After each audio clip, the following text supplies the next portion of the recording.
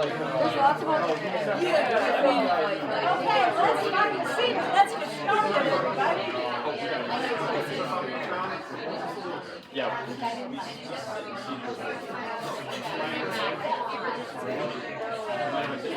I don't mind at all. Oh, thanks. My name's Aaron. Joe. Name on it as well? There are seats up front.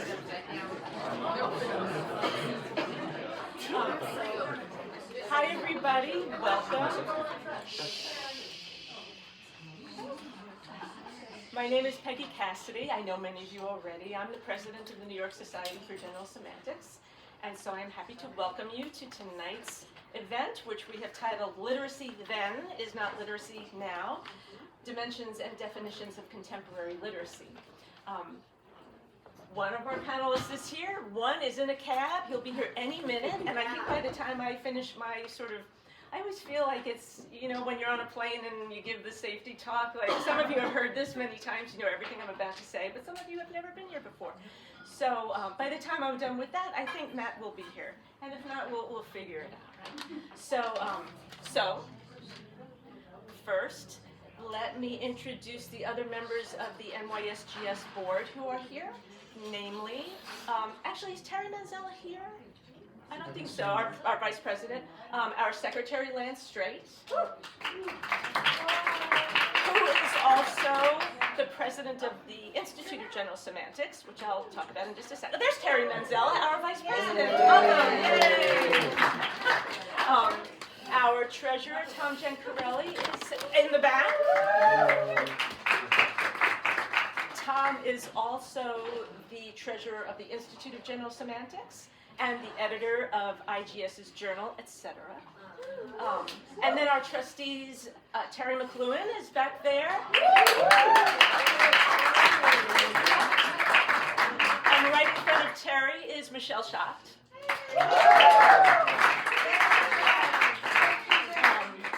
This is where I always like to remind you that NYSGS events are always free. Having said that, we would love to have you join, purchase a membership to IGS, the Institute of General Semantics, which for the modest membership fee of $50 for a regular person, and how much for a student? $25. $25 for a student. You get a subscription to the 4 times a year journal, etc. You get to attend the Alfred Korzybski Memorial Lecture and Symposium and the dinner that goes with the lecture every fall. Right here. Right here at the Players. In the big room. All weekend long. You get discounts in our bookstore and Courses too. Courses too. So please consider joining. The website is generalsemantics.org, right? Well, plus the status that comes with membership. Plus the status that comes with membership. So please consider joining us. Also, you will see very soon, hopefully tomorrow or the next day, I will get our next event posted. It's soon, so I want you to know that it's coming on Wednesday, February 4th. Is our next event, which is going to be a book launch of a book that IGS just published, edited by Tom Giancarelli, and another IGS trustee, Corey Anton. Who will be here. Who will be here. No. They will both be here to talk about the book. Some of you have authored things in that book, right? Yeah. Raise your hand if you wrote a chapter for that book. Laura, didn't you? No, Sue or Sue? We'll have copies for sale and For signing. Signed, yeah. And Tom, what is the title of that book? General Semantics and Politics. Having said all of that, that's not here yet, but that's okay because I am going to read to you the bios of our 2 presenters tonight. And the general deal here is that each of them will offer some opening remarks, and then I will moderate however much is necessary, maybe not at all. They will talk some, they'll have a lovely conversation, and then after about an hour we will open it up to to all of you for questions and comments, and that's what we'll do. So, Maybe some people can find seats. Come on up, there's seats right up front here. Terry, I would just say that you're right by, we're recording there. So, yeah. Welcome, Jamal. Jamal, or everyone. Oh, good, you've helped me with the video in the past. You might want to just take a peek and make sure we're sort of having Is it shooting? It should be recording. All right, I'll take a look. Thank you. So, our panelists tonight are Tiffany Petrosini is an associate teaching professor in communication at Penn State Erie. She co-chairs Penn State's Joint Standing Committee on Responsible and Effective Use of AI. She also leads Penn State's Artificial Intelligence Community of Practice and the Humanities Institute's Phenomenology Collaborative Colloquia. Her publications reflect interests in phenomenology, interpersonal communication, technology, philosophy, ethics, and media ecology, including her book, Friendship and Technology. Tiffany has been an invited speaker on Spark on CBC Radio 1 and the SUNY Plattsburgh at the Ethics Institute? Oh, okay, I read it right. She also serves as the social media expert for NBC affiliate WFMG 21 News. Our other panelist, Matt Thomas, whose flight was delayed, but he's in a cab, he's somewhere very close by, comes from Seattle and was educated at the University of Southern California and the University of Iowa. He has taught at the University of Iowa, Coe College, and Cornell College. He now teaches in the Communication, English, and Media Department at Kirkwood Community College, where he also works in the Writing Center and serves as the Internet Officer of the Media Ecology Association. I should also say welcome to members of the Media Ecology Association Board who are in town for our big quarterly meeting tomorrow, and a bunch of you are here. And both of our panelists are members of the MEA Board. And he's here!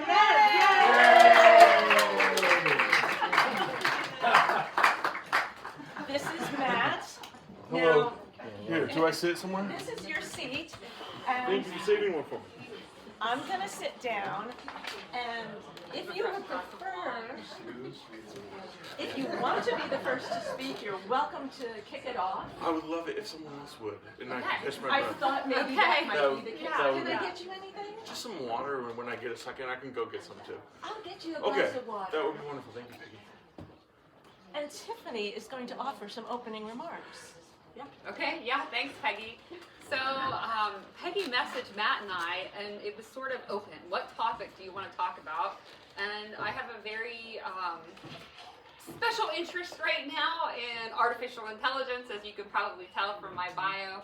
And so it was a lot of back and forth with us trying to find a place where we connect, and one of those places was literacy. And so I am writing a book, and I've been trying to articulate these ideas and sort of get them through my mind. And so I'm sort of seeing our conversation tonight as potentially a way to do that. And so I'm very lucky because last year at the Eastern Communication Association conference, a colleague had put together a panel on formal cause. And I was like, what does formal cause mean? And how can I even understand what this is? And it's from a McLuhan's lens. So I knew it from an Aristotelian lens, but what could this possibly mean? So at the time, I had tackled literacy.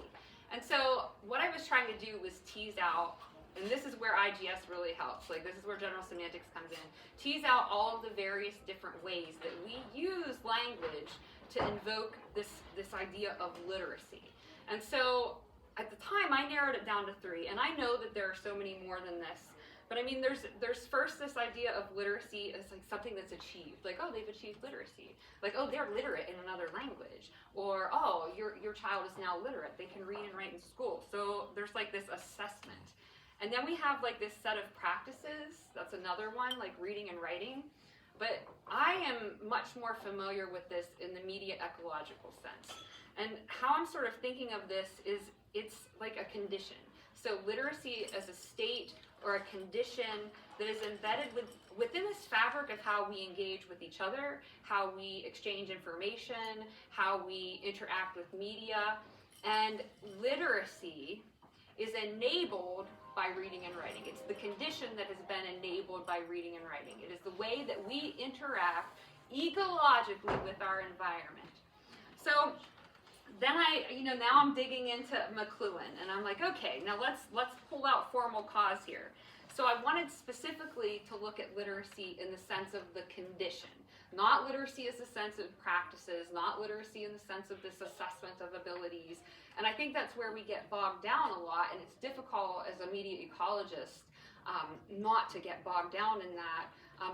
When I learned that most citizens here in the United States have an 8th grade literacy level, I was shocked. I'm like, what?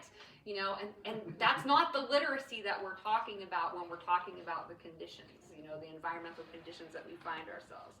So then I go back, I am influenced most by Walter Ong. Walter Ong was a McLuhan student, and that's how I entered into the world of media ecology. And Ong was very much writing about the orality literacy thesis, and it was something that most of his scholarship sort of centered around. So I thought about what are the formal causes of literacy. We could say the phonetic alphabet. We could say prints. We could say books. We could say digital text, right? There's all sorts of different things that can be the formal cause of literacy. And then we can say, okay, what is literacy the formal cause of? Because this is McLuhan. Media can be both a formal cause and a formal cause for, right? There are formal causes for, and this is the formal cause of. And so, linear thinking, analytical thought, mass communication, standardized knowledge, hypertextuality. So all of these, and there's so much more. Again, this is just very narrow, but this is sort of where I was in my thinking. So then, the reason I had to dive into this was because I wanted to make sense of these calls for AI literacy that are all over the place. Now, I co-chair the Joint Standing Committee of AI at Penn State. I am sold, like I am in that AI literacy mode. Like students need to have this standard understanding. And when we look at how do we define AI literacy, it's very standard. The ability to evaluate, apply, create, and underlying that is ethics with artificial intelligence, right? So evaluate, apply, create, and then ethics spans across all of those straight. So when we look at AI literacy, we've got a problem because it's a set of practices. Like that's what we're talking about in modern culture, just a set of practices. We want students to be able to use ChatGPT responsibly. But where we're missing is sort of thinking about the conditions, so the environment. And this is where I'm at. So, I just posted something accidentally about a rent on my notes. I don't even know that was from a completely different thing that I was doing. That's perfect. I know. So I'm also in this project weaving the idea of judgment and the notion of decision intelligence. So I'm getting it all, yeah. So what I'm trying to understand now is, are we in a new environment? So literacy did not wipe away orality, right? So AI can't answer this. So AI has not created some new environment, right? But what is new? Is there anything new? And yes, there is, because we have experienced an ecological shift. You and I, and most people in this room, were born in an environment in which we engaged with information, each other, and media differently, radically differently. Yeah. And so, what is the formal cause of this then? And I think it's algorithms. I think that might be what is one of the formal causes of the ecological shift that we're experiencing now. So I don't know what this means for the nature of literacy. Originally I was like, oh, it must be algorithmic literacy, but that's not what it is. I think that where I'm trying to go is sort of thinking about the way that the conditioning has occurred through the algorithms and how we become literate of that conditioning in our world, the psychological, the social, and the communicative conditioning, and how algorithms have shaped and shifted how we communicate differently. That's what I think, that's where I'm at right now. So that's sort of my take on literacy, and Matt, I'm totally open to hearing your take and playing back and forth. No, that's a lot, and I think our perspectives are probably aligned in a lot of ways. I'm teaching a class right now on AI, and it's a writing sort of focused class. So inevitably, issues of kind of literacy and AI are kind of coming up in the class as it's just starting here this semester, this spring term. And what is sort of interesting to me about this is that I do think we are in like a new kind of environment, and that literacy in the kind of old-fashioned sense of reading and writing lingers, just like orality or whatever lingers. It's not gone away completely, but to my students, it doesn't see, they didn't have the environment, like they didn't grow up in this sort of environment where reading was necessarily like emphasized. It's much more spotty, it's much more sporadic. It's like some students had a teacher as a parent that was sort of like pushing books on them. Some students sort of had teachers that were encouraging reading and writing and things, and like that's like 1 out of 20 students now. And so it's like, yeah, it hasn't gone away, but it's like diminished, right? It's diminished. And I think it's in line with like the predictions of kind of what, I don't know, what people would call post-literate society, like media colleges would call post-literacy, which have been predicted for, what, 50 years now. Like these are like, we've been having these predictions.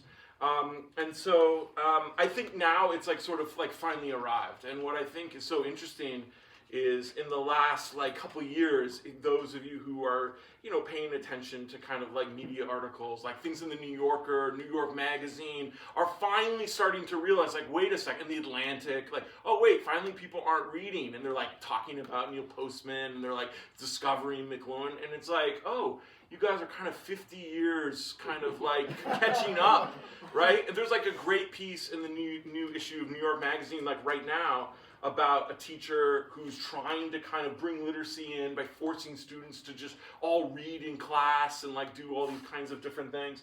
And so I think it's like people are kind of finally starting to realize some of that the environment has changed, right? It's this old kind of McLuhan-esque idea that like the old environment only becomes visible kind of like once it starts to kind of fade away, right? Like we can kind of look back on it and like say, wait a second, we were living in literacy. I think people now in, you know, like at magazines, like journalists, academics, but also my students now are realizing what other people kind of like were figuring out decades ago, right? Like my students are like, oh, I didn't grow up reading and writing.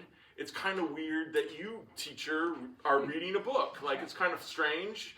I didn't grow up doing this. It was a school thing. I didn't like it. I don't know why I need to do it. I don't see the advantages of it.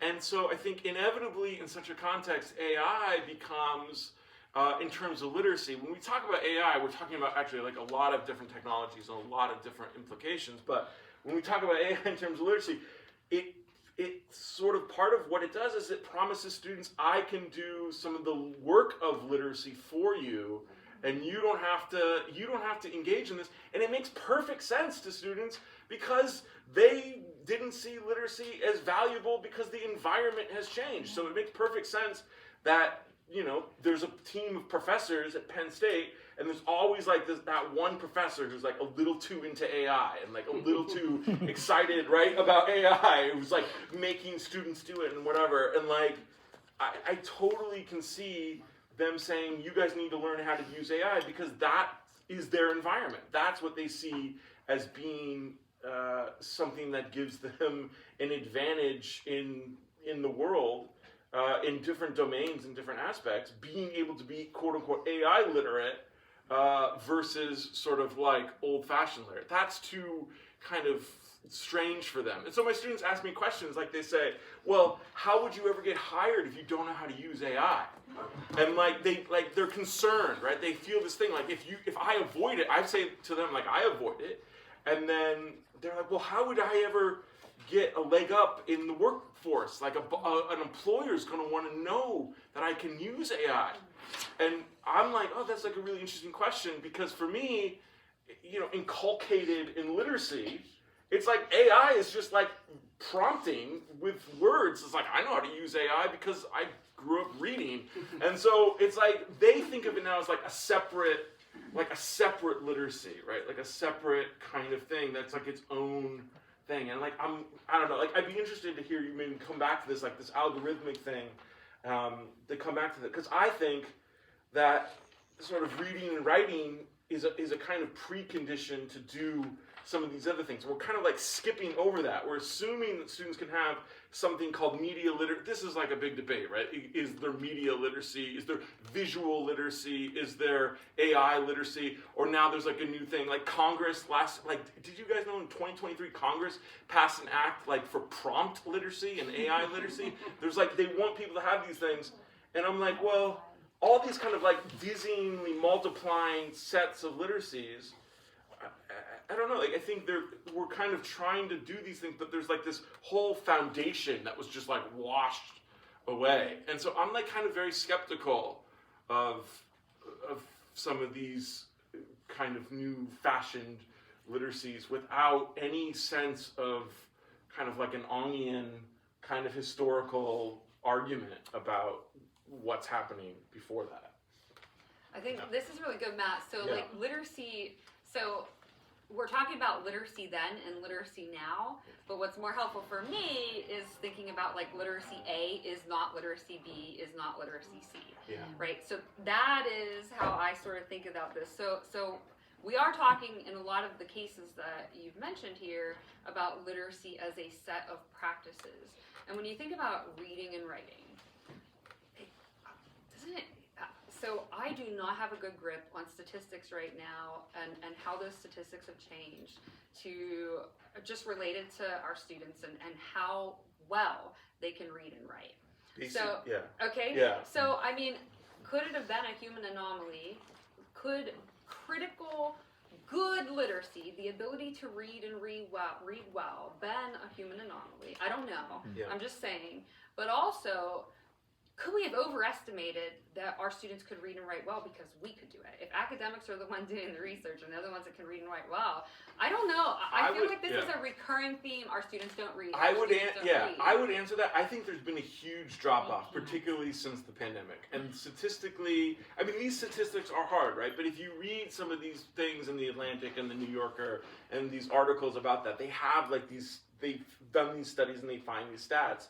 And it's like, essentially, like, no students are reading and no Americans especially are reading. What about book talk? Do you know about book talk? Yeah, well, there's like, there is like some reading, right? There is like some kind of read, and that is what I think is sort of how kind of old-fashioned literacy A or whatever we want to call it still lingers, right? There's still like these practitioners, but then that's like still like a kind of limited subset, and I think that definitely literacy is probably, it's not quote unquote natural, right? This is like a debate, right? But it's not natural, so maybe is an anomaly, like in human history, that reading and writing. But I think the question is, what are the kind of benefits or affordances or things that literacy brought out or like wrought, like what happened with literacy and what happens like when we kind of lose it? And I think we're starting to see, I mean, I don't know, like, if you look at the news, it doesn't seem like things are very good, right? Maybe it doesn't seem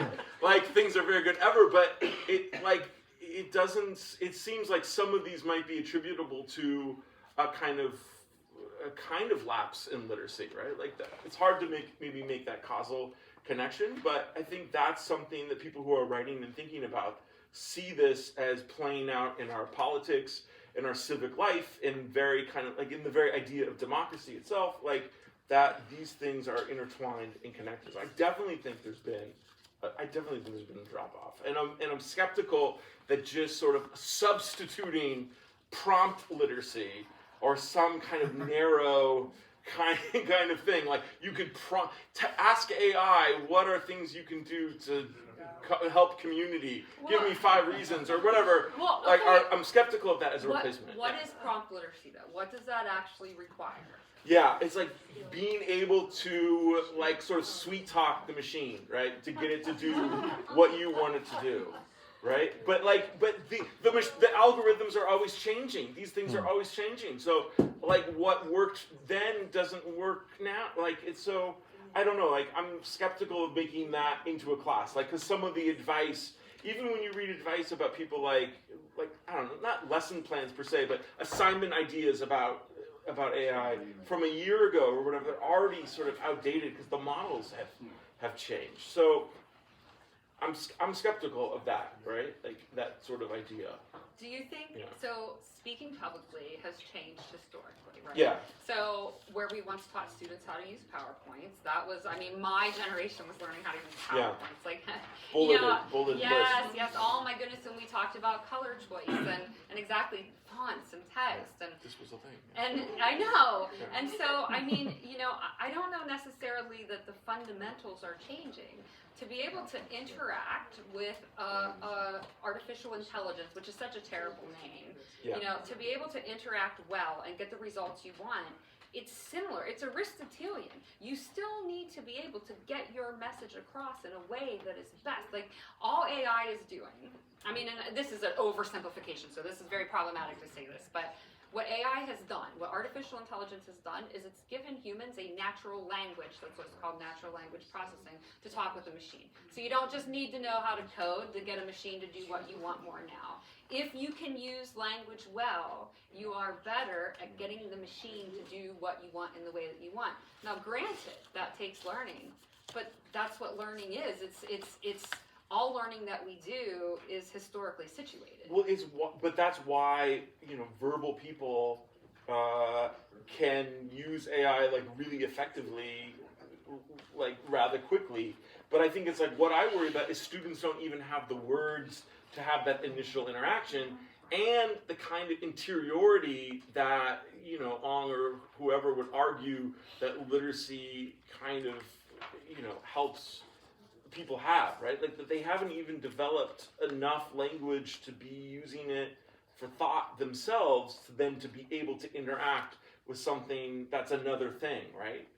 So that's, I guess, would be my concern, right? Like, you could do it. Like, I think you and I could sit down and, code an app just with our words, but students don't even have those words, right?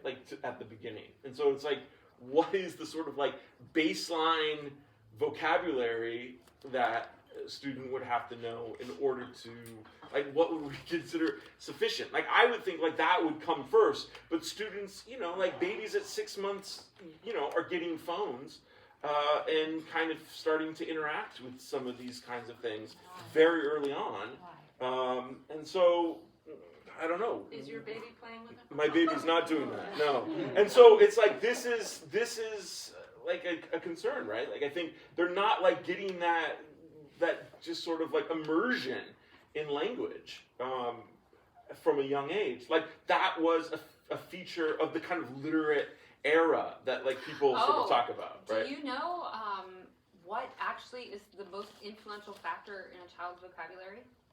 Probably what? Social class? Yes, Is that what we very think? much so. Yeah. The parents' vocabulary it's actually spoken and doesn't. Right. Yeah, spoken how much words they hear from their parents. Right. Yeah. But that's something that maybe we should be kind of I think there's people that are working on that and that are concerned hey, we need to have parents talking and interacting and taking conversational turns with their children so that by the time they get to high school and they get to college and they get to in the world, they can, interact with an AI or interact maybe hopefully with another person, right? Have not just a kind of I-it relationship, but interact with other people would be my concern. Yeah. Yeah. Pause to breathe. Yeah.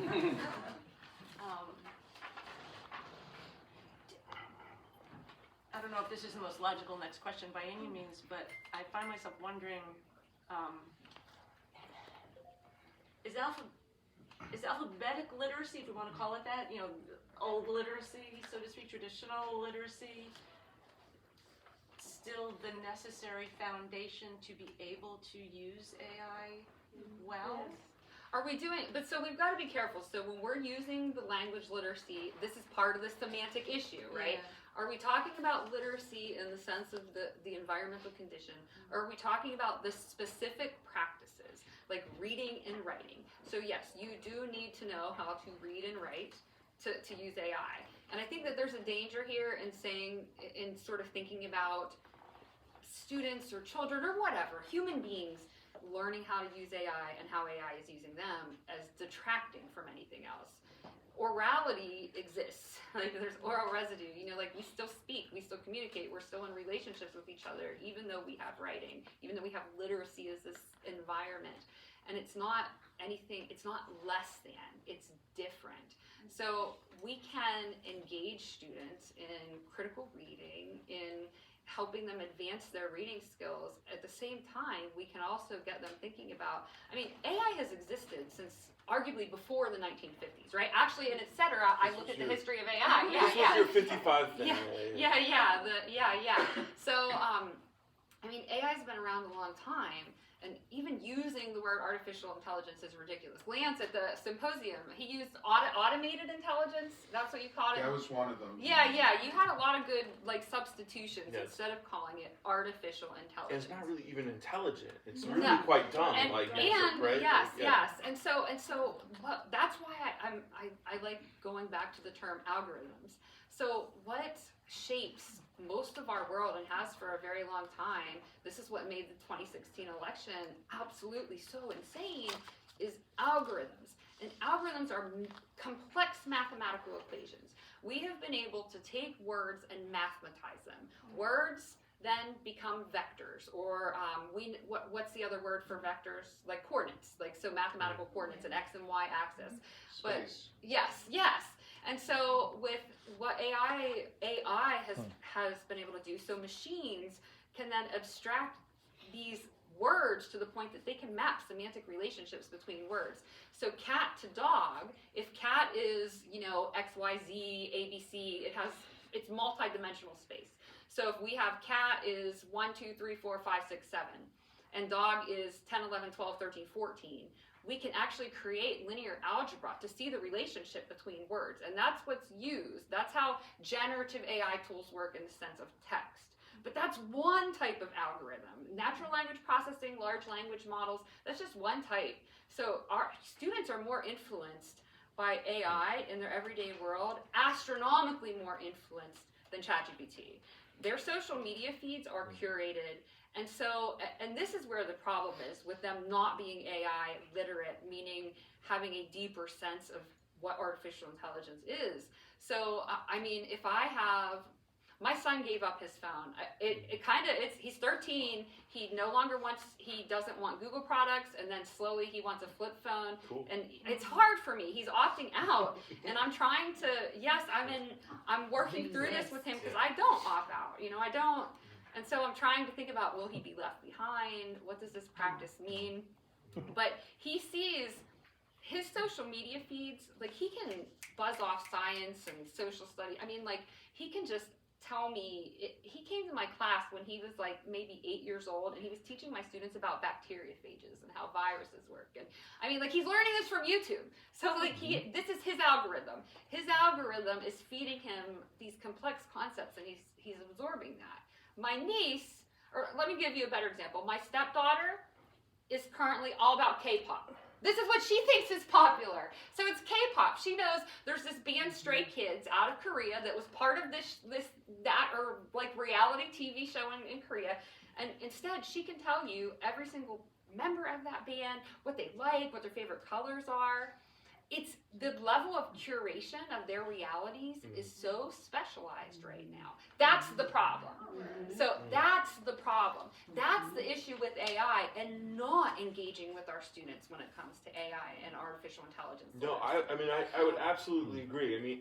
But the thing about that, like the YouTube, the social media algorithm, is if you like something and you watch something and you linger on something, it will give you that again. And it's essentially sort of just seeing what you're interested in and then just keeping feeding you that, and then till you get a whole feed of kind of K-pop. I guess what I, having experienced this as someone who's on social media and goes to YouTube or whatever, so I watch one video about AI, I have 50 suggested videos about AI, right?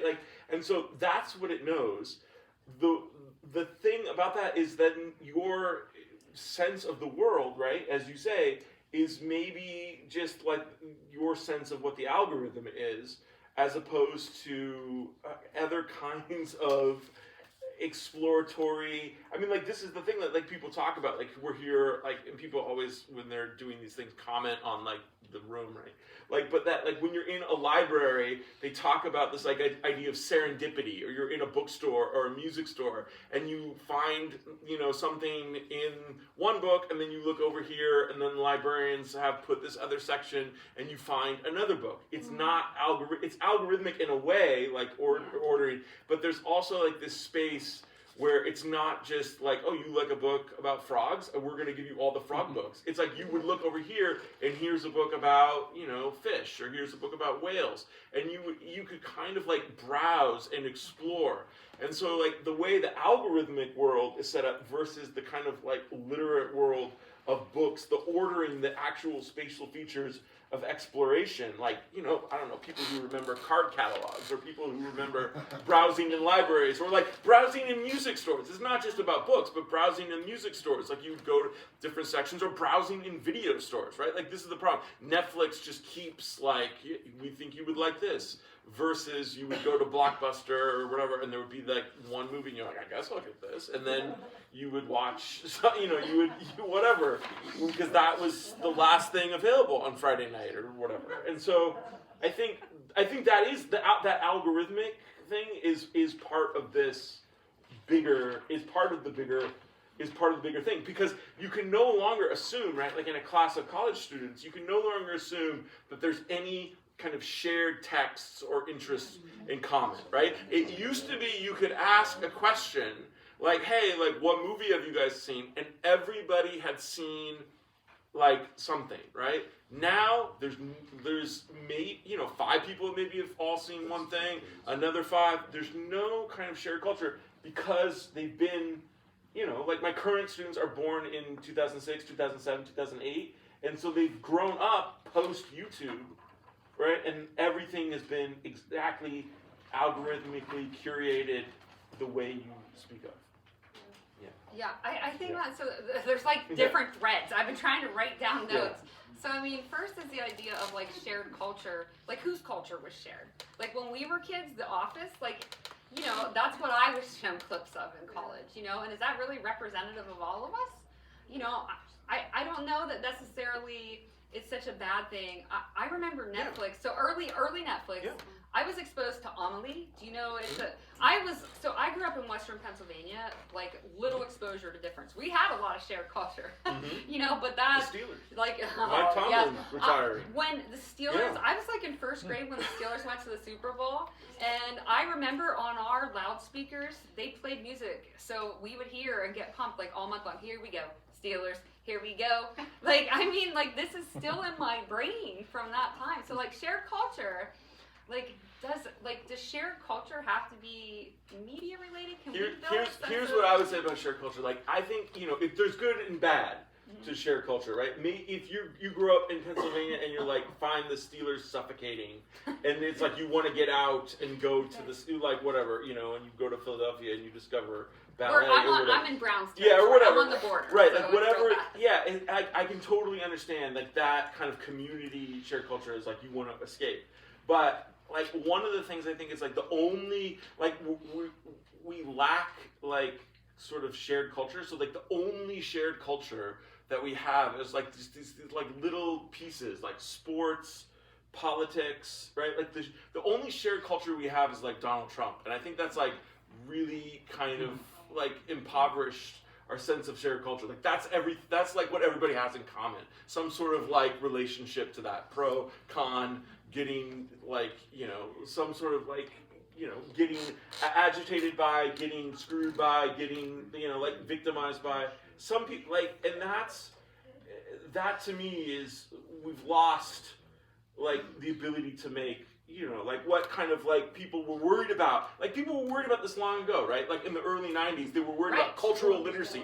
Edie Hirsch and, like, these people, they were worried. And they were targeted and they were tagged as, like, conservatives and, like, sort of, like, it was like, oh, we can't have any shared culture. But, like, look what's happened, right? Now, I would say it's, like, now we have a very impoverished kind of shared culture. And I think it's, like, the consequences are bad. But let's go back then. So if we looked at this through a formal cause lens, right? So if we talk about the 90s, we were already having issues thinking about shared culture, right? That predates social media. Yes. That predates, Oh, yes. AI. That predates, I would think potentially this catastrophe of dropped literacy rates. Oh, yes. And so so these problems existed. So literacy. Okay, look backwards. What is the cause of algorithms? Data. What's the cause of data? Abstraction. What's the cause of being able to numerically abstract characteristics of humanity? Literacy. Like that has led to the ability to abstract these human traits. And so we can't so. I think with the conditional shifts, there come both bad and good. Right? It's Plato. It's Plato. We're gonna lose human memory. We did. There were bad shifts. Well, we're moving. Maybe your son's example is like an interesting kind. Maybe we are moving in kind of a wave, and then people are getting maybe a little bit sick of some of this kind of algorithmic stuff, and they're starting to opt out or they're starting to reject it. Right? People are already talking about kind of the AI bubble or the AI backlash. Or that that AI skepticism, and that they find people aren't using AI enough, and Microsoft and Google are getting increasingly desperate and trying to push it down your throats if you use any of their product. They're really putting it front and center, right? Like Google's trying to get you to use their Google Notebook feature, and Microsoft's trying to get you to use their Copilot. So maybe we're at the cusp of something, and maybe it's going to go back to something else, like your you're son. right. Yeah. But here's the difference between my son and someone who wasn't taught. My son made an empowered choice. My son knows what AI is. My son knows why he's being manipulated and how. And so my son's opting out, not because of, I don't know. Fear's not a bad word because he is afraid, but he's opting out not because he's been denied the knowledge of knowing the other side. Like my son is informed. You're not censoring, you're not saying you can't use Google. Yes. Right. And so I think there's a danger, we still need to be teaching this. It's not read or use AI. It's read and use AI. I think the thing would be my answer that would be if you can read, you can then kind of use AI. Using AI is then kind of trivial. It's a kind of technical thing, to sort of talk about. This is something that I think Peggy's work has so inspired me that when we reimagine educators as becoming kind of technicians, and that we kind of we have to teach teachers and students how to use the tools, and we just have to teach them to use slideshows or whatever. You've done the deeper history of this. Media The history. The history. Before that. Yeah. We have to teach whatever the technology was.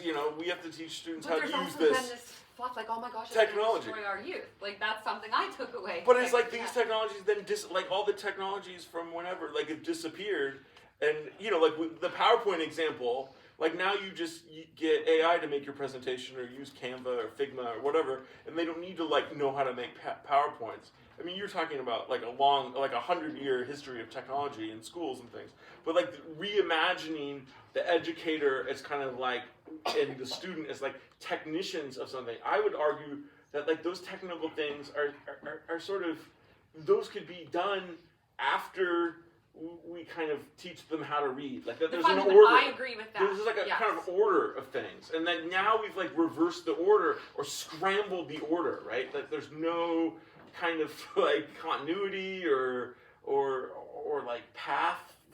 Even school students, they don't have to take the same classes, and they all have their own algorithmic interests. It's all part of, I think, the same jumble. And I think it's students are really struggling with this, right? When I ask students how do you use AI, one of the things a student told me just a couple days ago was he uses it to dumb things down so he can understand them. And because he doesn't understand what his teachers are asking him to do. He doesn't understand the articles that he has to read in school. And these are I would say maybe, New York Times level articles written for whatever the hypothetical, a hypothetical 8th grade level of whatever a New York Times article is or whatever. And it's too challenging for him as a college student. And he's dumb it down, and then all he knows how to do is keep dumbing it down. Mm-hmm. That's the prompt that he knows until it's presented in such a simplistic way that he can kind of understand it. So I was well, maybe we could teach the reading and then using the tool, he can maybe then use the tool for something other than like just kind of like make it easier for me. Like But what if we use could the tool teach the teacher to make it accessible to him and to everybody? to me. But I think that sometimes by the time you're encountering students, it's like it's really difficult, and you have to kind of then do radical experiments like this thing in this most recent issue of New York Magazine. Like you have to do radical experiments to create an environment where you have to kind of create a counter environment, as it were, to like an anti-environment. Yeah, like you have to kind of create these things, and like that takes like a lot of energy to be walking around creating anti-environments all the time. We need to. Yeah, so it's like that's maybe what the answer is, I think, to that. And your son and maybe his friends or whatever, they're maybe doing that in their own way. Maybe the kids at school, they're like the flip phone kids or whatever. He's unique. My son is an old soul. He lives his world in a very yes. But there are Like he wanted to come here tonight. Yeah, Yeah, very excited. I was about to ask, where is he? Yeah. I didn't know. But there are He's groups- 13, so there I are- wasn't sure. yeah, there He's are- met Leon's actually. Yeah, there are groups of He enjoyed teenagers. conversation. They're- upstage too. Yeah, He would really be very conversational about this. there are groups of teenagers that are rejecting, like, that are going back to flip phones, right? There was a big article in the New York Times about it, like about a year ago, like the flip phone kids or whatever. Phones are cool. Yeah. So, yeah, I don't know, at the Dalton School or something, like there's a group of people using just flip phones. So. It is interesting though. I've got 100 things bouncing around in my head at once, so I'm not sure what my question is here. But because I was also thinking about bookends, about my book about Yeah, shout out to technology your book, in schools, baby. and why. Anyway, it's a long story.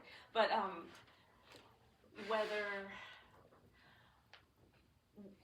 So Postman, many of you know, at one point called for what he called thermostatic education, right? Where he wasn't always saying this, but at one point in his life, he felt that schools should try to provide sort of the counter argument, right, to whatever the culture, whatever's dominant in the culture. And lately, I have a bunch of conference presentations coming up with some version of this, in the title, right? And so maybe I'm picking your brains now about that question of what should we be doing, right, in schools? And I don't mean college level, I mean maybe K through 12, and even that is a lot of different things, right, because young children are very different from adolescents and teens. But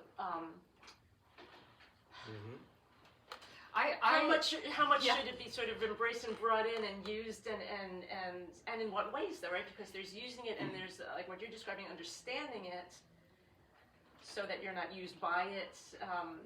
So maybe do you not entirely ignore it? Yeah. Maybe that's a misreading of Postman to like not even talk about it. I don't know that that's what he wanted. I was just on, it's called AI for Kids, so plugging a podcast that's out there. So it's for caregivers, so typically their audience is middle-aged moms, and then the kids are 4 to 10 who listen, and some of the episodes are just for the kids, some just for the parents, and then there's the in-between. And so in advance, like I had my talking points, and so I got some time to think about this, and she actually said, prefaces, my book is Friendship and Technology, so that was a big key. And the one critique I got of my book, I only have one review anyways, but the one review had a critique, and it was that I didn't address AI. Well, the book I wrote in 2020. It was before the AI boom, and it was a good critique. I wish I would have thought through it because I would have been ahead of the game back then. Maybe do an updated. I've been thinking, she was asking, well, how does this connect? Like what? And I thought, if I were starting, because I'm getting a lot of questions from the K through 12 space, and I go into the K through 12 space, and I do these workshops for teachers, and there are so many appropriate ways to talk about AI in a way that's helpful. So I imagine this, and maybe we could pursue this together, the three of us. So imagine just for a kindergarten student, a book about my robot friend. And so, part of the lesson of chatbots can be dangerous. There are children, there are adults who have committed suicide, because they have this psychosis, and there's all sorts of reasonings behind it. But people die because of the relationship that they believe that they have with the machine. So imagine if at the kindergarten level, we could talk about how robot friends don't actually grow old with you, okay? And that's part of what it means to be a good friend. Robot friends don't mess up, right? Real friends do, and that's how friendship grows. So it's not about teaching them about artificial intelligence, it's teaching them about being human. And that's like, if we go in like teaching them where it's human, I think there's age appropriate material that you can do at every level, and you're building their literacy. You're talking to them. They're learning about my robot friend, you know. But I think that's something. And I also think you know, some of the major challenges, and I experienced this with my son recently. He needed 4 examples of something for an assignment. He wanted to have 6.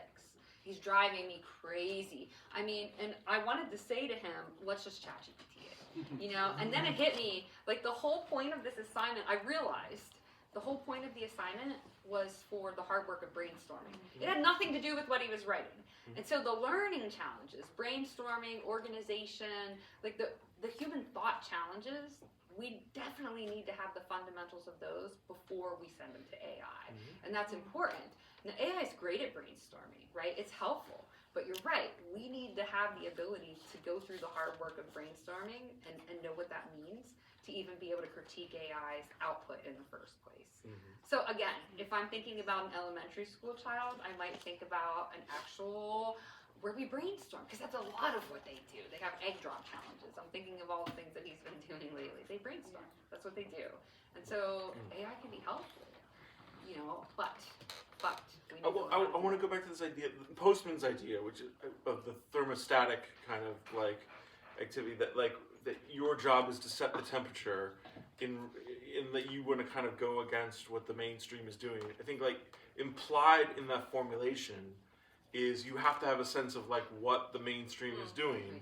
And so you do have to have a sense to do that, but then and then to create a good anti-environment, you have to have a sense of what the environment, like what you're trying to kind of go against. And so, I'm not, I guess, as worried about I don't have like that sort of thing that fear that like, oh, I will be left behind or I will be outpaced by AI. I think that's like part of the marketing of AI and part of the marketing of Silicon Valley.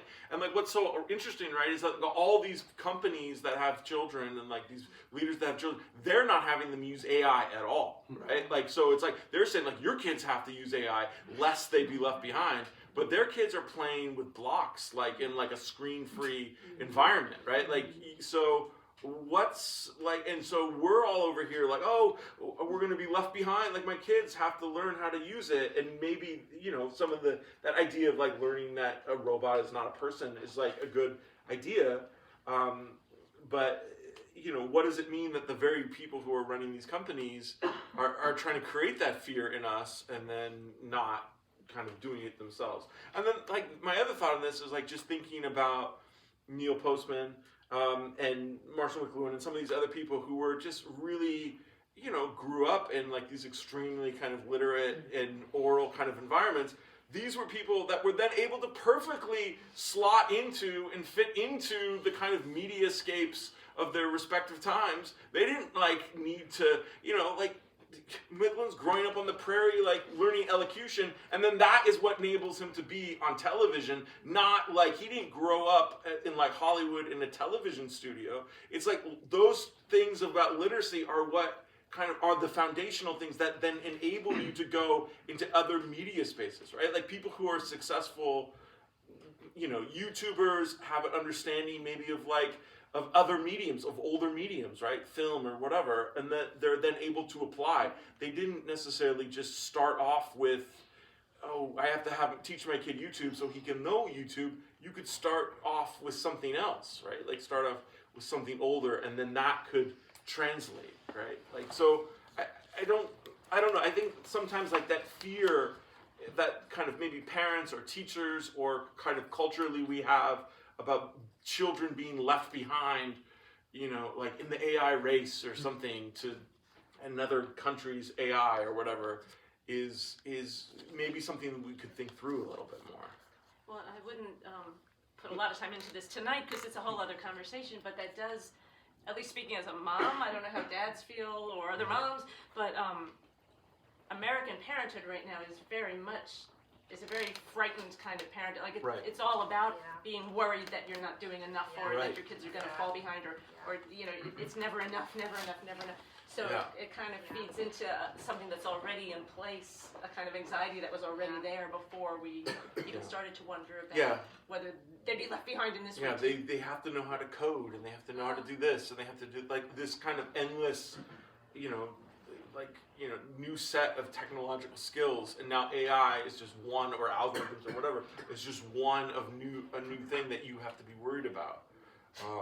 Great. Yeah, I would say don't be worried about it, though. Like I would say my No. message is to be optimistic. It's to, like if you know how to read, then it doesn't matter. Like you can, that you're not going to be a victim of this if you are kind of like have a foundation as a thinking self developed via reading and writing. That you will not be the victim. I mean, that's my anticipation. We don't know where it's going to go exactly, right? This is a prediction, but I think that's maybe a more optimistic way of thinking about it than like a kind of fear-based. I think so. So this is media ecology. You have the fears, like I read Jacques Ellul versus Ong. They're different. Like they are different levels of this is what the future is going to be. And I always saw myself as more of an optimist until right now. As I'm thinking through this. So I have a piece on information inequity. It's this language. I'm trying to think about the best way to make it to make it fit into this sense. So it's not like it isn't that the rhetoric. There is rhetoric that is absurd, like you have to do all this. Like it's not that, but there are very real consequences to. You know what? I know. So I met Tom Zlatic at the Media Ecology Conference, and it was in Toronto. It felt so long ago. 2019. Yeah, and of course it was at an ONG session. So so he was talking about this idea of fiduciary responsibility, and it impacted me so much. And he has this work, and it's about pharmacy education, but this idea of teachers have a fiduciary responsibility with their students. So they have. Sometimes you have to put aside what's in your own best interest for the best interest of your students, and that's part of the profession of teaching. That's part of it. And so when I think about if we're talking about personalized feeds being so impactful on the experience of the world of our individual students, choosing to ban AI and not talk about it has a major impact on a student. So imagine one student who takes an English, basically it's English 15 at Penn State, like your basic English course. So imagine one who's empowered to use AI, but then who's shown examples of AI writing and why it's really, really bad at things like personalization, but it's really great at proofreading.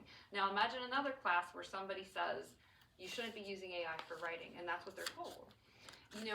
That student who's been taught how to critically assess AI output and use it well for things like proofreading is going to be astronomically more advanced in one class. Now multiply it over the course of a college career. So if the students at Penn State, for example, it's not that they're being blindly, and this is an exaggeration. Every teacher at Penn State, we have instructor autonomy to do what we want related to AI in our classes. So there's no standard. But so let's say that we have one student who in all of their classes is taught how to use AI well. And that includes when not to use AI. But another institution like Temple in Pennsylvania bans it. Okay? You're not allowed to use it under any circumstance, right? We already have, again, a level of inequity that's going to occur as a result of these But here's what I would say, Tiffany, to that. It doesn't matter if the school says use it or ban it. Students are going to be using it no matter what. Like, whatever a school says is not going to be something that I think registers on a student. Maybe within a class, in terms of an assignment. But statistically, the last thing that I read was 84% of college students are using AI regularly already. So it's you can do a ban, it exists and is out there, but it's not being presented to students as what you're saying. That would be the way a teacher would frame it. Use it for this, but not this. Use it to proofread. AI is being marketed and designed in the kind of sense of Ellul was mentioned earlier. Ellul's theme is that technology is existing for a kind of efficiency. It's going to save you time. Yes. AI, I agree with that totally. AI is being marketed as AI will save you time. You don't want to go through brainstorming. Yes. You don't want Yes. to you don't want to just use AI and get it faster, easier. So the way AI is being like designed, like built into it, is this kind of alluring idea that like it's going to save you time. So we can come in and say, well, you know, we can use it for proofreading or we can use it for this. But the ultimate message is it will save you time. And then students will think, well, I don't want to read this 20-page article because it's a struggle to have to read a 20-page article But or SparkNotes whatever. existed long before AI. Yeah, but They SparkNotes, still did that. you've even had to read SparkNotes though, like longer. Now you can say, give me the piece in 3 sentences, and give me a question, and give me a good comment to make in class, so that it seems like I read it. And you can say, like, and then a student could come in class and say, I really want to talk about this passage or whatever, and the AI will have broken it down for them. They don't have to do any of the work because it's being marketed as a kind of like convenience, right? Like technology is convenience, eliminating friction, eliminating struggle. I mean, of course, like, I mean, the first thing I said was like, people were all over this like 50 years ago, and now it's like coming into fruition, and people are maybe rediscovering the insights of some of these people who were worried about this kind of like before it happened. But like so, you know, how do we counter that, right? Like, how do we, in our lessons and our framing, how do we, like, I think that's incredibly hard because the human drive for convenience is so, you know, no one is willingly going to go back, right? Like after, Well, see, you know, so except Matt, your son maybe. This, yeah. Well, this is where for me the answer is we need to remember literacy as the environment. And so, like, when we are engaging with the world based on what we study and what we do, it's not about the practices.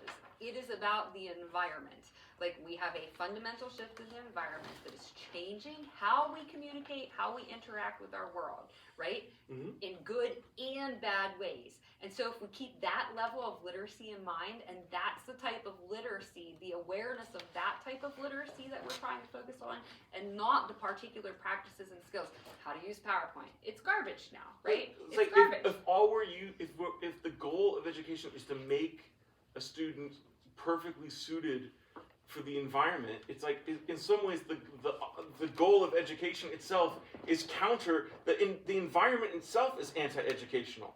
So it's like if the goal is to make someone good for the environment, we should just be having them go on steroid drugs and focus drugs and teach them to shoot guns, and like that will be making someone perfect for the environment to go commit. Like I'm being hyperbolic, of course, Okay. but like to go be an ICE officer in Minneapolis is to create a model citizen for the future, right? Like someone who's like physically strong and can like inflict violence, not someone who can like critically think, Mm-hmm. right? Like so it's like the whole like kind of like end like the whole goal of education is being kind of like attacked, and the whole traditional Yes. kind of goal of like critical thinking, all these things is being attacked. Mm-hmm. So if all our job, so we don't have a job if we're trying to make someone perfect for the environment. Like the environment now is to be proudly ignorant, right? Like that's the kind of like the well suited for the environment is to like express ignorance and disregard for facts. Like that's to be suited, and I don't know if like I would want to feel comfortable teaching like that. So I'm kind of more committed to a different kind of tradition, like teaching someone to kind of be counter to the environment as I see it, right? Like sort of. So I mean, like I'm being kind of extreme, right? But like I think that's like the danger of like saying like we need to make someone ready for I don't know a career or the world or whatever. It's like well then we don't need English classes or we don't need art classes, or we just need to teach people to be, you can go become an ICE agent without graduating high school and make $200,000 a year. You don't need to have an education. You can be on the front lines in 4 weeks. So that I don't know, like that's the way I would sort of like think about it. Like what is the kind of the goal of education, I guess. Well, and I feel like this might be a good time in general. I mean, there's so many. I'll shut up. What do you want to talk about, all you all out there? Gohar, I saw your hand first. Yeah. Hi. Hi. Sorry, I wanted to make a point about telling maybe our children about AI or just having a conversation about AI. Me and my students, we talk about AI through movies and through cartoons. So the one example that I like to discuss, or two examples that I like to discuss. First one is the cartoon Wall-E. Yes, very I good. don't know how many of you watched it. Pixar, yeah. Great cartoon. Yep. Great. Love it. The wheel of the ship is essentially AI. We like to discuss with my students AI as our assistant, not something that does the work for us, but helps us to do the work. And because I teach media classes, I understand that my students will use AI for brainstorming, but I try to limit it and try and push them not to use it in their writing, but rather when they are producing media for their portfolios. So for that, I allow them to do. But every time I'm pushing them to think about AI, whenever they try to use AI, I'm trying to push them to think about the wheel in the ship and how once it took control of everything that the ship was supposed to do. And also, how many of you have watched Iron Man? Here. Oh, yeah. Iron Man, Jarvis is AI. And the other, Ultron, is also AI. One of the villains is also AI, which was supposed to be at first That's Avengers. Avengers, yes. Yes. But that's like the sequel of Iron Man. So Ultron was also AI at some point. It turned into a villain that took over the storyline, and it had a whole one huge movie dedicated to its actions and how it led to the whole sequel of Avengers. So my point is, our children, I don't have children, but children that I've interacted with, they know about AI, and they know about AI through cartoons or through stories that we tell them, but they also understand how can it lead to different things besides using it. It can turn into, I'm not saying that it can take control of the storyline, but rather they are being cautious just because the media that they're watching is introducing them to different storylines. That if you use it, it will lead to different consequences. How old are the students that you're working with? My students Yeah. are freshmen, sophomores, juniors, but I'm also talking about children that I've interacted with different times. But my students are in their college years, and everyone has watched either Wall-E or Iron Man and other Avengers movies, so they know about AI, and they are actively using it. I'm trying to prohibit it just because I'm telling them I survived undergraduate school without using it, so you should be able to.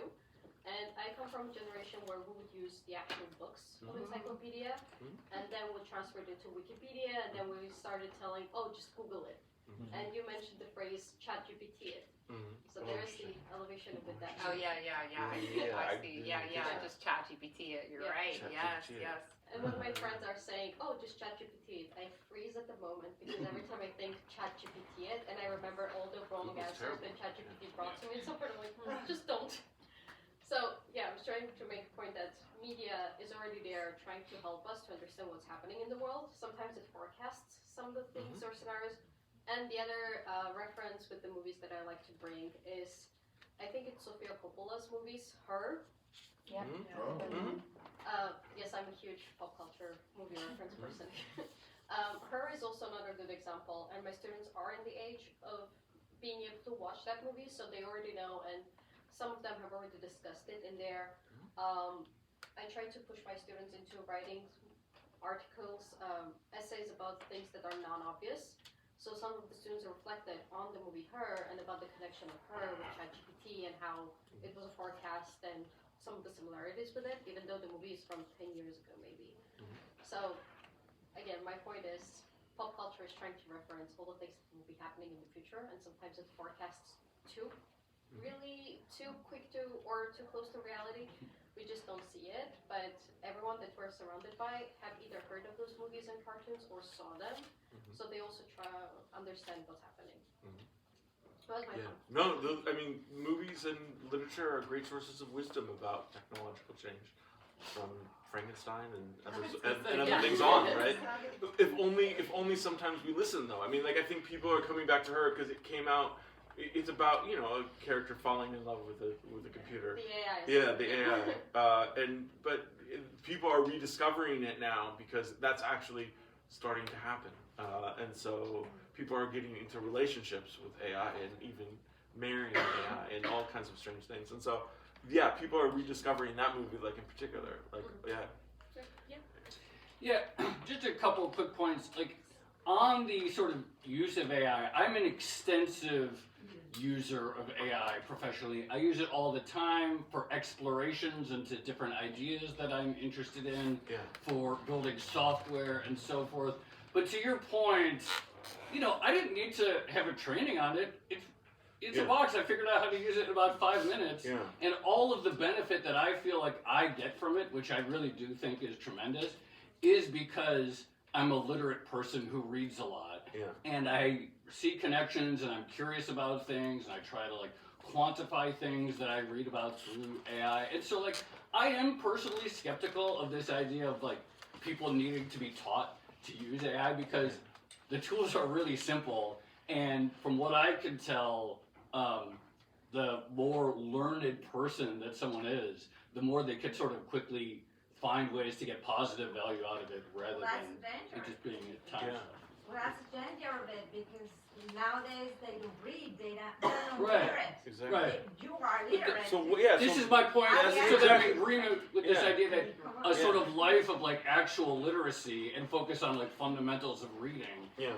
To your point about McLuhan, like I believe a life of just like reading books will set someone up fine for a world in which AI is an important thing for them to be able to interact with. Which Right. books? Sorry? Which books? Oh, I don't In know. I which just think the language? practice of reading, Which whatever. narrative? Yeah. What? I said which books? Like whose culture? What? No, sure. Like whatever. I just think like whatever one is interested in, like learning deeply through the process of like reading and yeah. how that conditions the mind. To your Yeah. point, whatever we're interested in, Yeah. there are opportunities then to like, okay, now I'm gonna like do something with AI that really augments my whatever personal interest. Yeah, we can't enforce that like See, order that though. thing- Yeah, we can't Right, like sure, sure. sure. Like if only as a society we could say at 18 then you get access to the computer. I think sure. we would probably I guess have I a just better think, like, world, right? As like, a parent yeah. of like 2 kids, Yeah. I do not feel particularly like, oh, they need to learn AI because something. Yeah. Like, I think they'll be totally fine using AI if they have the preconditions of like a classical education. Yeah. I saw Yeah, yeah. your hand next. Yeah, Yeah. we'll do the order. What is a classical Yeah. education? Yeah, Laura. Yeah, sorry. Well, that's the danger of it. I mean, nowadays you can almost focus, hyper-focus your information on your databases because you are asking constantly what you are interested in, and you don't care about what everybody else is interested in. So you can just be aware of what you believe, and that's a dangerous thing. That's a This is dangerous like the algorithm. thing because your kids are just now gathering information Sure. of their own special interests. No, not about the rest of the world. And it's very, very dangerous because. And they we're will also have talking the about how to awareness. use the tool. The set of practices limitation again. It's how to use the tool. And it's so much more as we're thinking in this space. So just because you think that you can learn how to use it by using it, like you can't It's though. the environment. No. Yes, Too, yeah. yes. I'm You just gotta read coming the over here because environment. there are a lot of hands up. Who? Randy. Randy, sure. I was just going to mention, you mentioned ignorance. There's a Frank Zappa quote that he said, stupidity has some charm, ignorance does not. And as somebody who works extensively in a very large facility that I've created where I have a lot of engineering going on, and I have a lot of engineers that have range of age, and a lot of them sometimes use AI right out of the box to solve some problems and issues and things like this. I can state very clearly, having run a business for 2 years where we see this, anybody who just uses anything out of the box is leading and steering themselves towards mediocrity. Yeah. The people that do the extraordinary work take extraordinary measures to get whatever tools that they're using to do. And I often tell every engineer, I'm going to pay you to consult with this little child called Little Emmanuel. You have to read the manual. So you can spend a little time with Little Emmanuel, and it's like what they uncover It's like, I didn't know in this submenu of this program that this was here. And just like in law libraries, where they're gone. Now, when you went to research something for a legal opinion, the collateral stuff that you bump into, as you spoke to, the things that you would just bump into accidentally, naturally by searching for something, has been replaced years ago by LexisNexis, Westlaw.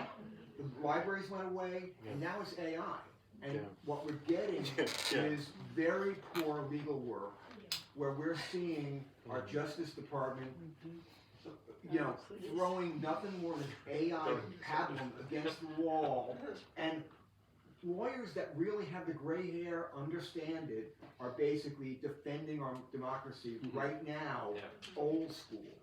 And because it's taking extraordinary efforts to get an extraordinary result. There's no reason why someone couldn't, go into the weeds of the program and go, people do that. So for instance, you can say to AI, generate me an image of something, and then you can ask it, as some artists have done and some people have done, generate another one, and have spent, people spend months, there's artists who have spent months doing prompts and generating these kind of strange images. Corey Anton. Yeah, people do these experiments, right? People do these things and with a kind of intentionality and a kind of focus, kind of hacking the system, right? And so of course you could use AI as an artist, as an engineer, as a hacker, as a and explore it, but AI is being pitched. Give me a prompt, I'll give you an image, and then you'll be done, right away. That's not really the sort of use case. It's give me the top 5 articles on how to, the top 5 legal decisions on defending democracy, and 3 of them are going to be hallucinated, and so that's the danger, right? Well, I can tell you for a fact. In 3 months, we did extensive recordings of voice recordings specifically for voice recognition for a very big company. Yeah. And part of this is because it doesn't understand singing. It doesn't understand. It's dumb. It is as dumb as a rock. Yeah. And the whole idea of a UI, just say prompt. What about nonverbal? What about iconography? What about voice speaking to it? Because you may say something or impart something to it in a way that you can't do by typing in a prompt. But see, so literacy, all that kind of stuff is just literacy in the set, this is where general semantics comes in. The fact that we're calling it dumb and comparing it to a human is a problem, right? That's a problem. Yeah. It's not human. Well, because, it's never going to replace humans, and we can't look at it that way. So the people who are so those lawyers who are already amazing with that background, who can use AI well, they're the ones that are going to make the biggest change. But it is replacing humans in the sense that people are, children are becoming friends with AI, and it's replacing their sense of human relationships, and they're committing suicide, right? So we're AI itself as a term is kind of anthropomorphic in that it's saying intelligence. I'm using that framing to say it's dumb to kind of push back against that it's called AI to begin with, right? Aware of the limitations of that, but people are treating it as human, in practice, right? And so, how do we disabuse them of that so that they don't? This is David Gunkel. Yeah. He has some really good work. Yeah. How do we get out of that so that they can? Yeah. I don't. Yeah. Well, maybe you can ask the Yeah. Yeah. You could. Yeah. In this order, one, I've already forgotten your name. In the back, Yes. Jeannie. Jeannie, Tiffany. Yes. Okay, so 1, 2, 3. Okay. Lance, So, first of all, thank you so much. This is such a provocative conversation, and I've not heard of literacy yet unpacked and sort of causally related, so I appreciated that. Hearing all the pushback, the algorithm, so I'm just making comments out loud before I get to the question, or even just another observation, that we're becoming more homogenous because it's feeding us the same information, right? So even though we're in a diverse sort of community here, maybe in the island of Manhattan, we're still homogenized by the algorithm. That's something I'm understanding of how we're being trained or manipulated, right? More homogeny. But you just made a comment about it, developing a relationship with it. But you have Build-A-Bear. You push a button and the bear talks, and children learn to develop relationships with very odd things. one way of looking at this technology, so to speak. And as an educator, I've taught graduate school and undergrad, mostly graduate, so they already come in a little bit more sophisticated. And we look at it as like, could this be your making with, because it's a visual communication cross-disciplinary course. But could it be more like symbiotic, right? You sort of not become one with it, but like you make with it. So it's a collaborator, but it becomes this like non-human actor in your story or in your communication or design output.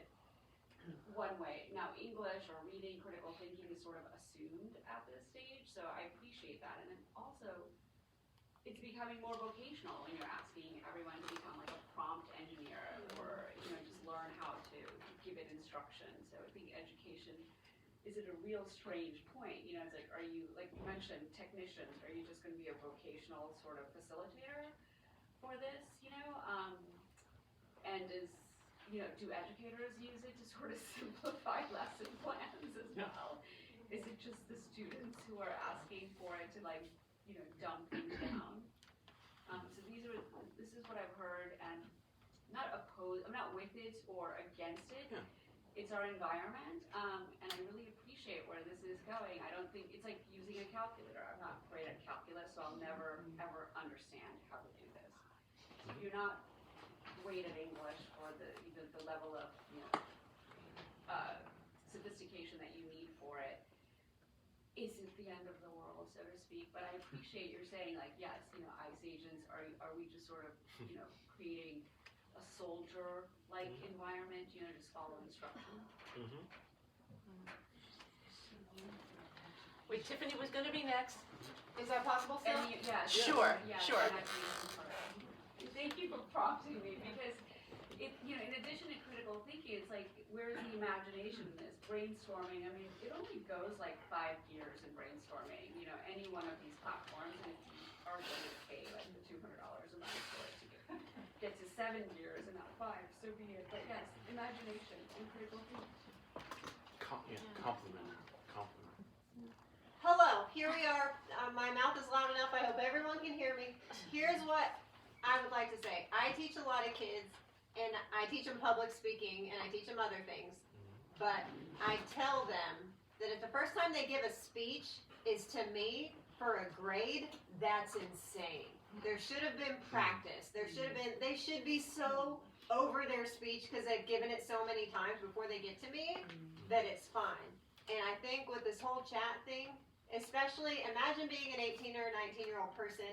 You're in college. When you're in college, it's super stressful. You're busy. You're doing things. You've got a full book. And just imagine the relief of getting to dump all your assignments into this machine and get an output that gives you a grade. I think that students have not earned the right to use AI the way that people have put in the work to learn what they need to learn to do the things they need to do, and now go back and use AI.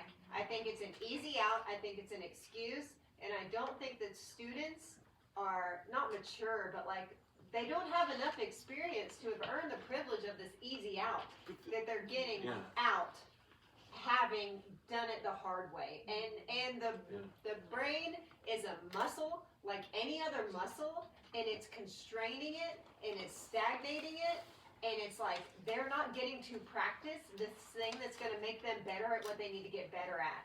They're just offering it to someone else to do it for them. And I don't think they've earned, not that they're crappy students, but like there's just more that they could do, but they're never going to choose it because they're busy and they want it efficiently, easy, all of that. I agree with this take. I just want to go back and just highlight something that you said earlier, that like the first time they're doing a speech in your class is like the first time they have done that speech, but it also might be the first time they have ever done a speech. Exactly. And so like we're talking about kind of like the history and the kind of culture of literacy, and part of that is a kind of orality as well, of people giving speeches and people learning how to talk and learning how to have conversations. And so like it's the first time a student has gone 18 years and they've never Exactly. like had to talk in front of a group, or they've never had to memorize a poem, or some of these kinds of features of a culture of literacy. Yeah. They don't know how to, songs in common, or some of the things that were part of the 18th through 19, I don't know, whenever we stopped, like whenever we say it ended or whatever. But like, yeah, so we still have speech class because we think it's like important, but it's like we're living in a different environment now where students don't have to be speakers. Yeah, but there's something valuable. Like the week before speech week, I have them practice in groups with each other. Yeah. It's about like treating each other with respect. Even if you don't care about what that person's saying, there's something very, very human about your ability to connect with a person that you wouldn't want to connect with. I think that's a dying art, and I think that public speaking classes is a way to kind of integrate that if you do it in a wise way. So it's not just they stand up and they're scared and they give a speech. It's they've spent a week connecting with their classmates and learning with them. Why, Tiffany, should if you're teaching them respect and otherness and humanity, why would you say a student would need to earn the right to use any technology like that? They don't need to earn it, it's just that they're missing a step. Like they're lily padding over what So would be on the better. same aspect, if the first time they're giving a speech is for a grade, what if the first time they're using an AI tool is when they're employed for a job? They shouldn't. That shouldn't be the first time they're using it. They're going to use it. You're next. Me? Yeah. Hi, Gina. So it was very thought-provoking. I have so many different things I want to say, but on the boat right over here, I was reading a Technopoly by Postman, and I wrote down this quote: "Efficiency and productivity were the problems for slaves, not philosophers." One of the things you talked about, and we hear this over and over again, is that AI is going to make us more efficient, but why do we need to be more efficient? For whom? For what? Right? So I think backing into the right question. Right, okay, so I think we need to kind of widen out. So, and then to your about literacy, so I've been studying media literacy education since the 90s. And what made me start studying it in the first place was Channel 1. You know what that is? Remote communications, right? So we would give free equipment to what? Poor school districts. In exchange for what? News programming. 20 minutes or whatever. But it was actually for advertising in homeroom. In poor school districts. I grew up on a budget, my family. I thought that was cruel. That we would do that to children. And when I am seeing what's happening now with the widespread integration of AI technology into every educational space, to the point where as a faculty member I can't even opt out of it because it's everywhere. We're giving it to our students. I have to ask why. Like, who is really being served here? So when we come back to the whole concept of literacy, what you're talking about are performances of literacy, not the embodiment of learning. Right. It's very different, and I think we need to really think more deeply about what it means to actually learn. And part of that process is the struggle. That's how you grow. So it's more than the critical thinking. Right? And it's the embodiment of the competencies. So literacy is, yes, it's an environment, but there are also competencies. And those competencies evolve and change depending on the media environment in which we're in, right? And they continue to evolve.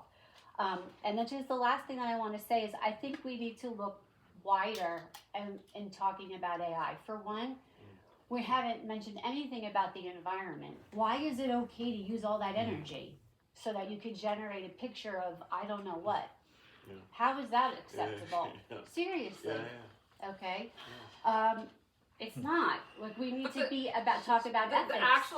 You're right, but the actual data on the environmental output, it's important, but it's over exaggerated.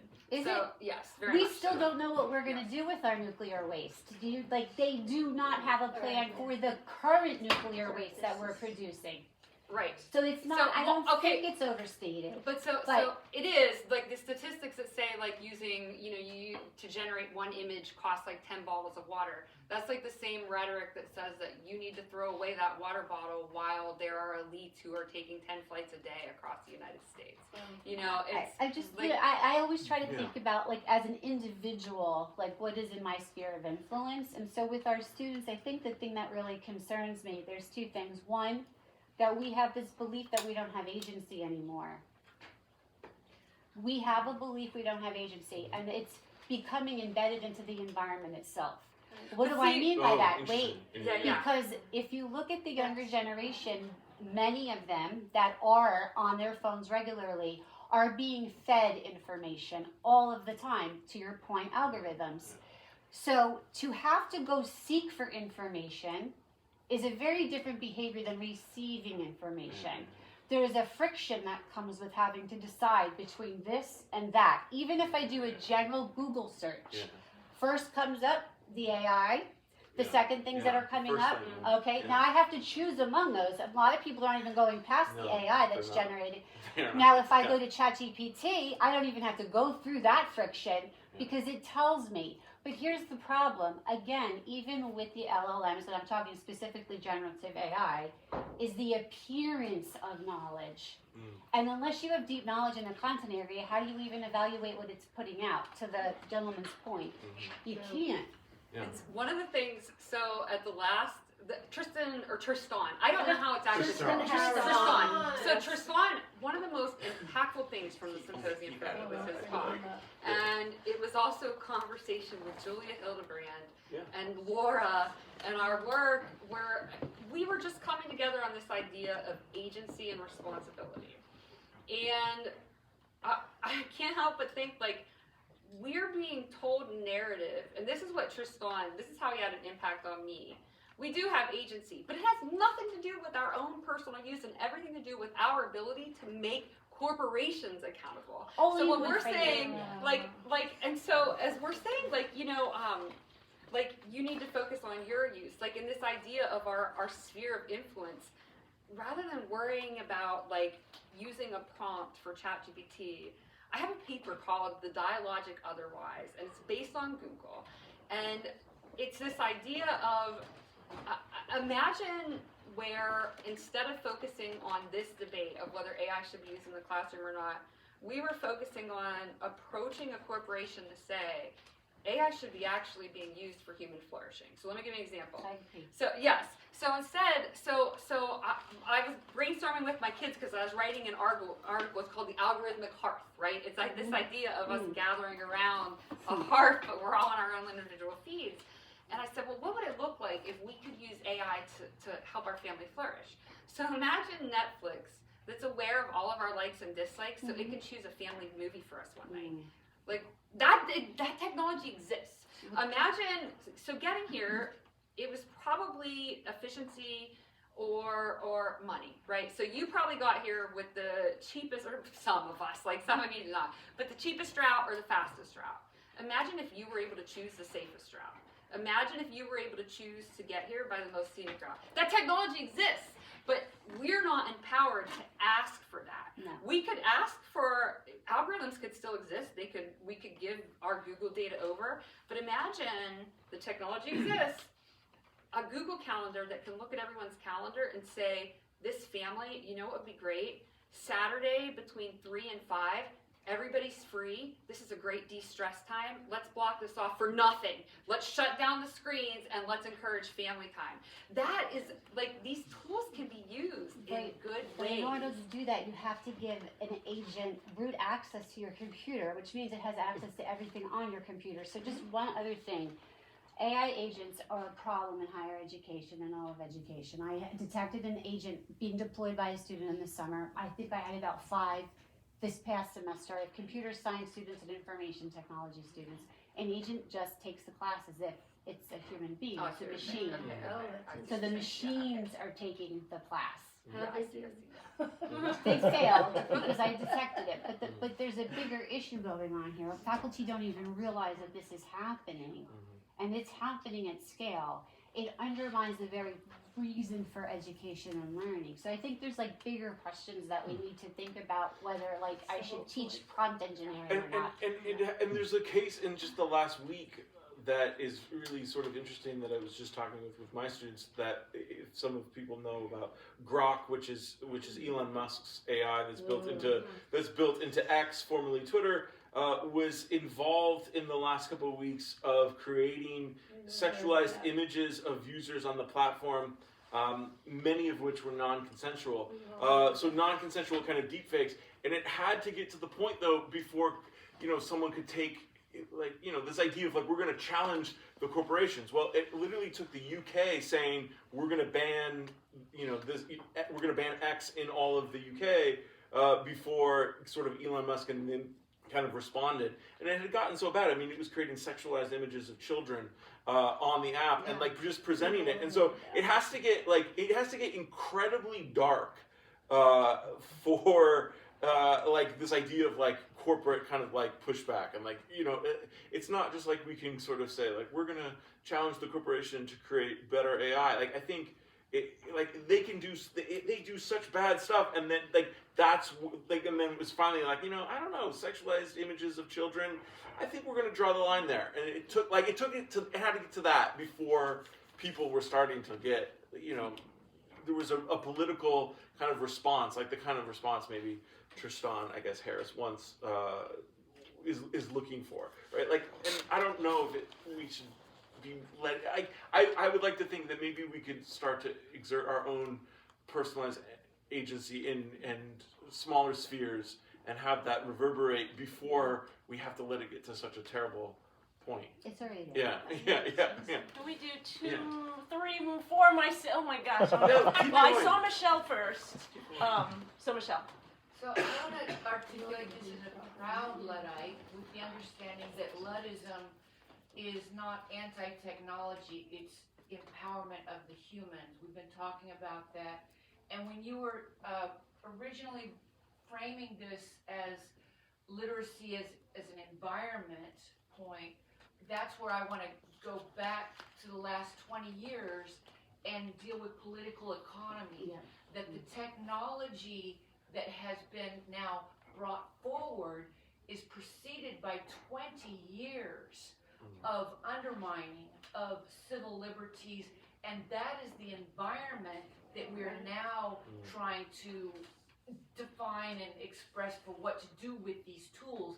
But the development of these tools themselves were very anti-humane. Thank you. I didn't think I did that. No, that was very concise. That was great. Yeah.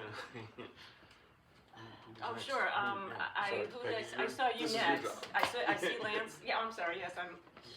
Yeah. Just a couple quick thoughts. One, I've been upskilling on AI, trying to learn as much about it as I can. Taking some Google courses and just trying to like familiarize myself with the products. And like my big understanding of it is like we're at like the MySpace era of AI. I love MySpace. I'm right there I with was you, big Lance. on MySpace. It's so. I love Tom. It's so early. It's like early social media, right? It's like one of the earliest social media platforms. Yeah. It's so early that I'm challenged when like we get into conversations about the how smart or how stupid it is. Like how stupid was MySpace? Like it was great. We had a song. It took hours to load. But there were foundational things. Like if you could figure out how to like create a MySpace page, you might actually be a web developer today or messing with Claude, right? You learned about it. So HTML. there's some foundation. As we talk about AI literacy, there's some foundational aspects of it that I think need to be approached as we think about instructing AI literacy. Such as obviously the ethics side of it, prompting, et cetera, et cetera. I've been kind of challenged with creating a AI literacy program for like underhoused youth, so youth that are homeless. So, thinking about it through that lens, the goal is they need employment. Like, obviously, we want to talk about the importance of education for the sense of learning, but when you're thinking about Maslow's hierarchy, if you're just trying to like get to the basics of it and you see everything moving in this direction and you're already not empowered, Like, you have to be able to build something from nothing, and AI seems like an opportunity for them to do that if they can wrap their brain around how to go about doing that. And we talked a bit about like language and the challenges that are in schools with just language. So I've been thinking a lot about Stuart Hall, actually, and the idea of encoding and decoding. Yep.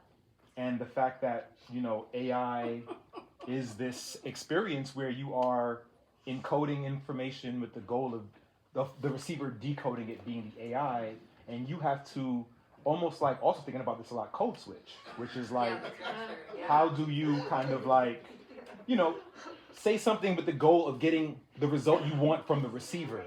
So like, that's the lens on literacy that I plan to take as I kind of like go through this experience of trying to teach young people who ultimately, what are their other options? If it's not this, You'll have to connect with me because in my community, we're building AI literacy for the underprivileged youth and for the rural population because they're the ones that are left behind.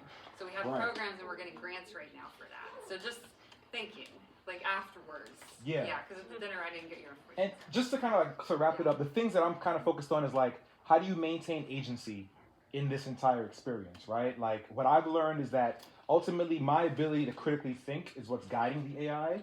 So how do I sharpen critical thinking skills with these young people so that they understand that, wow, the better I am at critically thinking and directing AI, the better results I can get.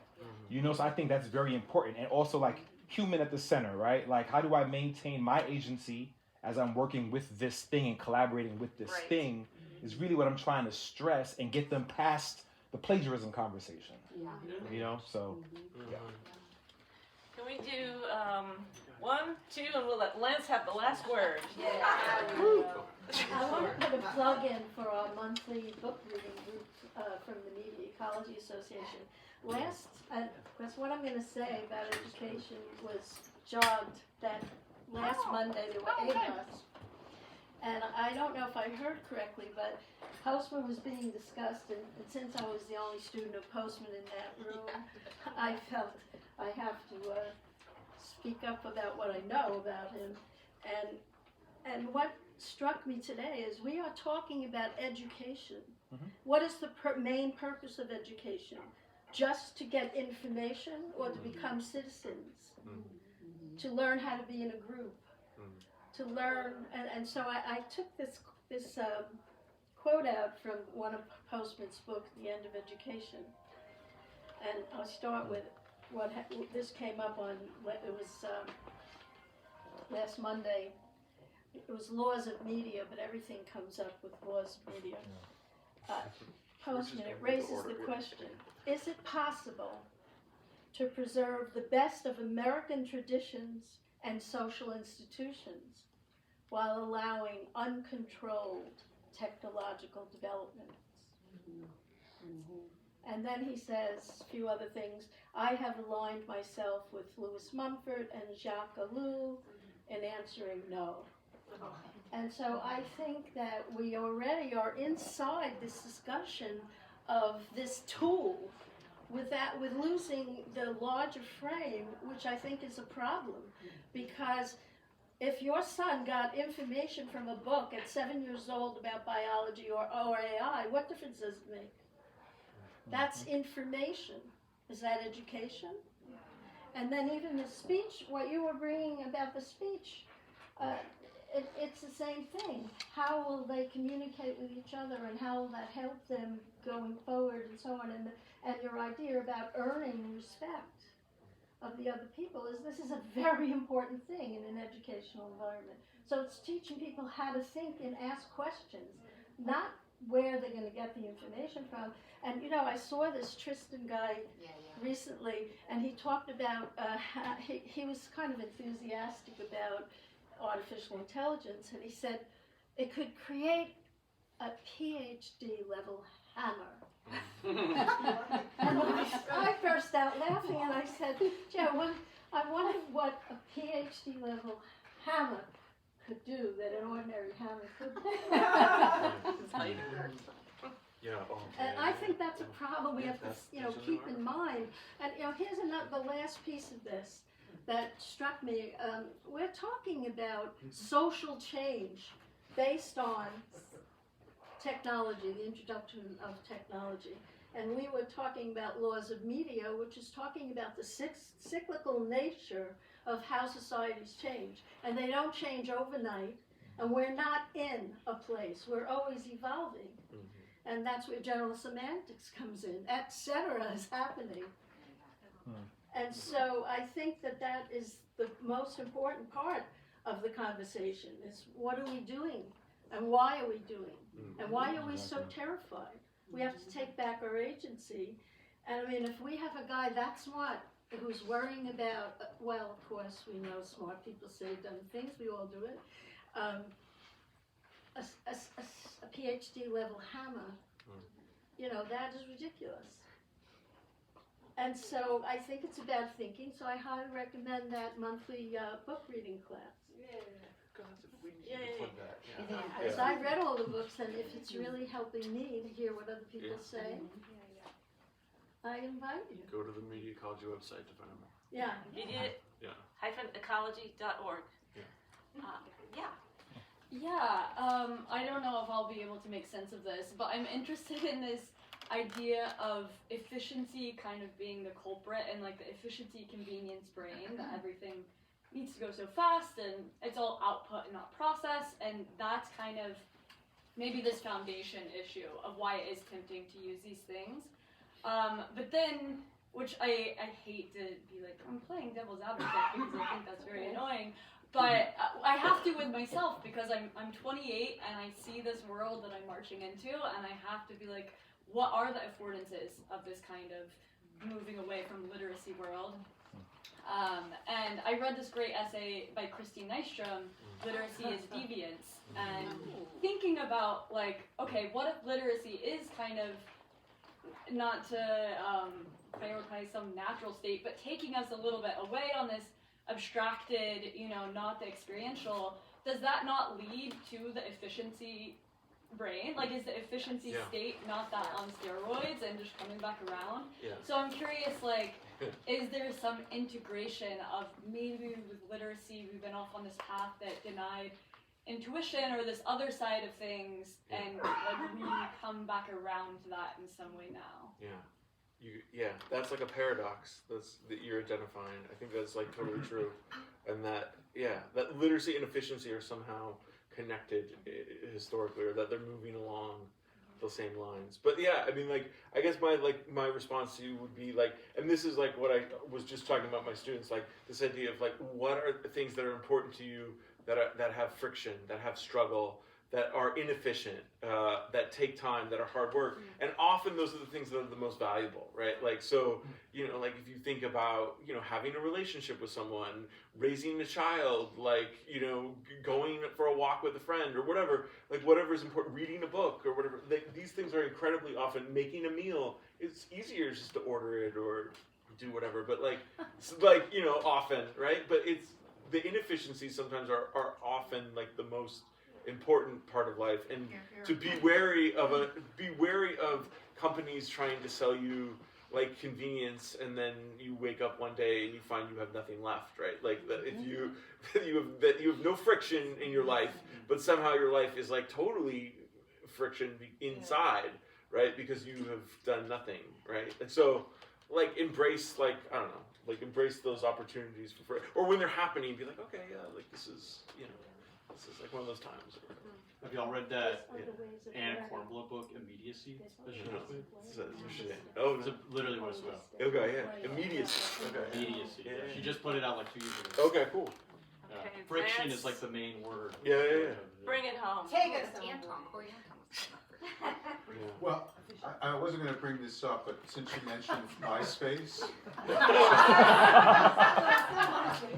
No, but I mean, if you Google this, friending, ancient or otherwise, it's a New York Times article from 2007, and I'm quoted in it, and it mentions how I have 1,335 friends on MySpace, and Ong and McLuhan come up in that article as well. So, and Mike Wesch, who was kind of media ecology anthropologist.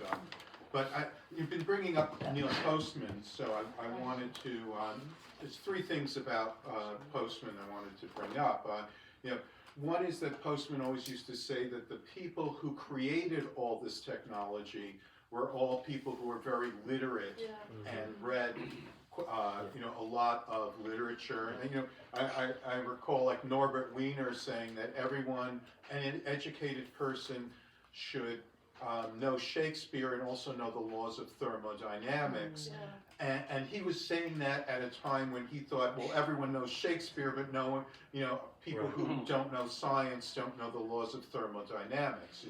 Now, I guess we're more on an even keel on that. No one knows anything. But that was, certainly, that when you look at all of these technology folks of the earlier era, they knew this stuff.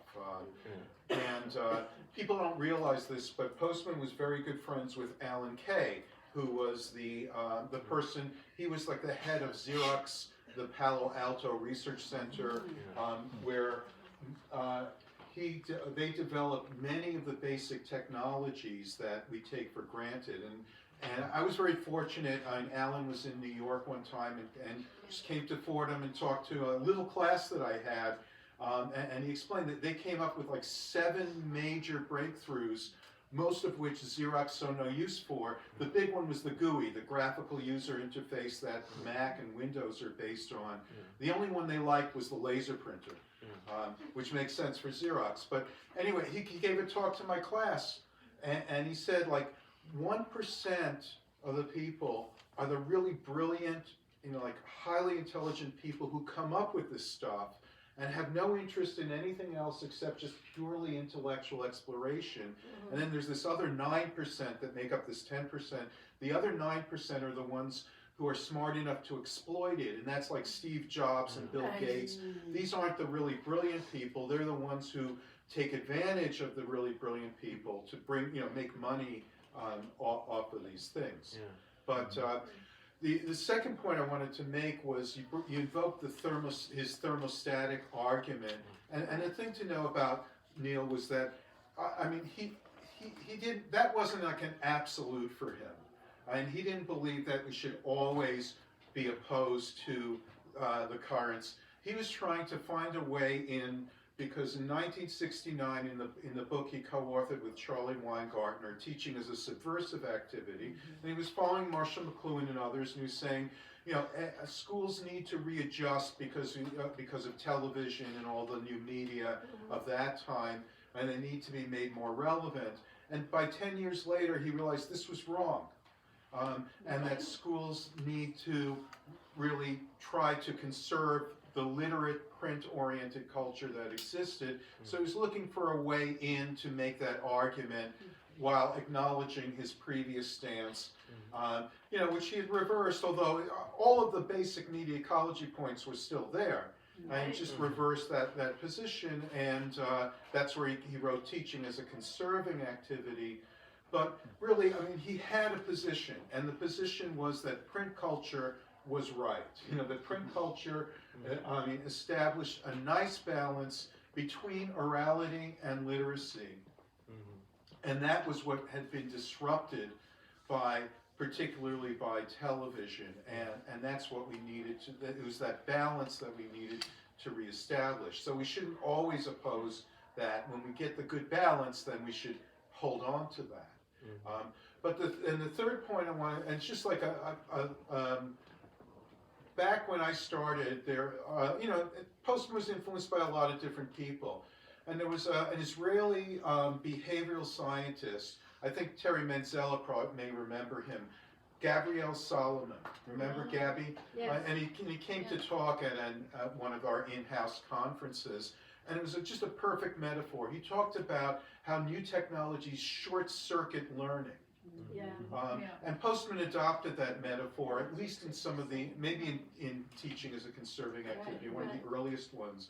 But that's really what you're getting at, is that it's the process of having to figure things out. It's the process of editing yourself. It's the process of learning how to spell, right?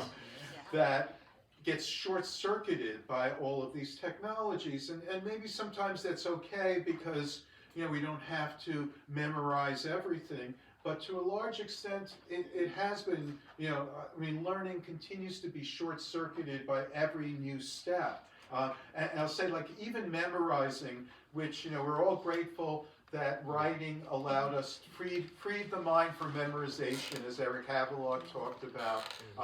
But we could go back to, some of us remember the New York State Communication Association conferences with James Carey and Neil Postman coming, and how they knew poetry by heart. They would get up and recite things. And that was from an earlier kind of educational experience that no longer exists today. And that is, it's sad that we've short-circuited, and we're continuing to short-circuit so many of these learning processes. So I just offer that to you as a metaphor for what you're talking about, and that what AI, the problem that AI presents, or the threat that it presents in education. And frankly, it's great. I think I can totally understand how faculty do not want to grade papers. It sucks. I hate reading their writing. Not you, but mostly. And writing letters of recommendation, it's like, I have to write another, but I'm not going to use AI for it, because even if I'm lying about how great a student is, not you, Grace, then it's still, it's something that I have to figure out for myself, how to say these things. But I understand how that is going to continue, and we're just not, short-circuiting. It's just a great metaphor for that learning process. Well, this feels like a good moment to say thank you to our speakers and to our students.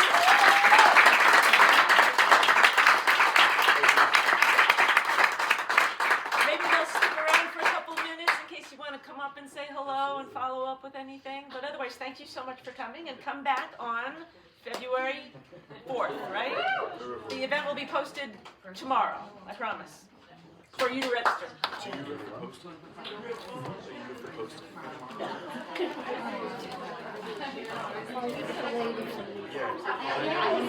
Yeah, no,